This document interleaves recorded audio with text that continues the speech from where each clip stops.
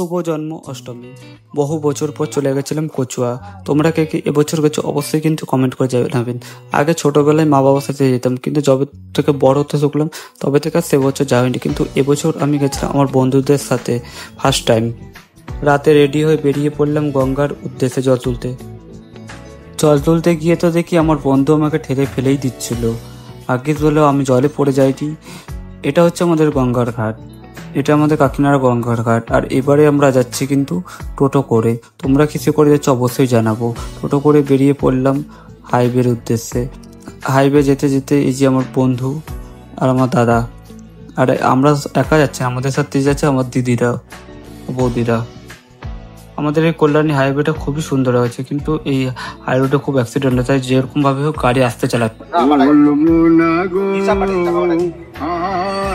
আর এই গানটা শুনে তো আমার এক্সের কথা মনে পড়ে যাচ্ছিল। তারপর পৌঁছে গেলাম বারাসাত যেতে যেতে দেখি এই ভাইটা ঘুমিয়ে দেখি কত কষ্ট করে বাবার মাথায় জল ঢালার জন্য যাচ্ছে। তারপরে পৌঁছে গেলাম এই সেবা সমিতিতে দেখি কি সুন্দর সবাই নাচ গান করছে আর কি সুন্দর খাওয়াচ্ছে।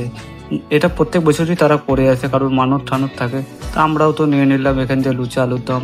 এবারে আরও এক জায়গায় দেখলাম পায়েস, লাড্ডু, আরও কত কি। এই দিনটা ওরা খুবই এনজয় করে। তোমরা যারা গেছো তারা অবশ্যই জানো এই দিনটা কেমন ওরা এনজয় করে। কিন্তু দেখি তার সাথে সাথে এই বোনগুলো, এই মেয়েগুলো কি সুন্দর না ডান্স করছে, দেখেও ভালো লাগছে এদেরকে দেখে। আমারও ইচ্ছা আছে জীবনে এরকম কোনোদিন একদিন হয়তো এরকম মানুষদের খাওয়াবো। ভগবান যদি চাই তাহলে নিশ্চয়ই অবশ্যই হবে। দেখতে দেখতে পৌঁছে গেলাম লোকনাথ মন্দির।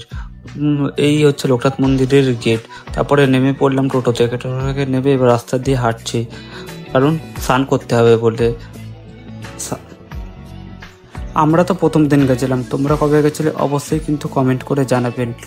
আর এটা হলো সেই দুধ পুকুর, যেই পুকুরে সেই দিন হাজারো মানুষ স্নান করে। আমরা তো স্নান করতে নেমে পড়লাম। তারপর তো আমি ভাইটাই সবাই মিলে স্নান করছিলাম, কিন্তু স্নান করতে ওঠার পর যে এত ঠান্ডা লাগছিল কি আর বলবো।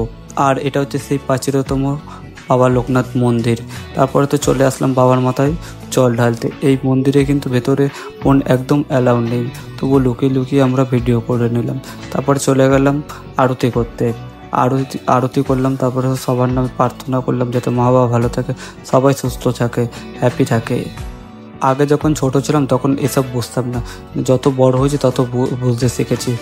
মা বাবারা হাত ধরে নিয়ে আসতো, এখন আর সেইভাবে হয়তো বাচ্চারা মা বাবার সাথে আসে না, কিন্তু আমিও যদি মা বাবাকে নিয়ে আসতে পারতাম তাহলে খুব ভালোই হতো। তো আগের বছর দিয়ে নিশ্চয়ই নিয়ে যাব। তারপরে কিছু কেনাকাটি করবে বলে তারপরে বেরিয়ে পড়লাম। তা আমি বললাম যে এত বড় দোকানের থেকে না কিনে কাটি করে এই গরিব মানুষগুলোর দোকান থেকে কিছু কেনাকাটি হয়ে যাতে ওদেরও পেট চলুক, কারণ এইসব মানুষদের হয়তো ক টাকা বা ইনকাম আছে সারাদিনে, তাদের ফ্যামিলি আছে, তাদের সংসার আছে।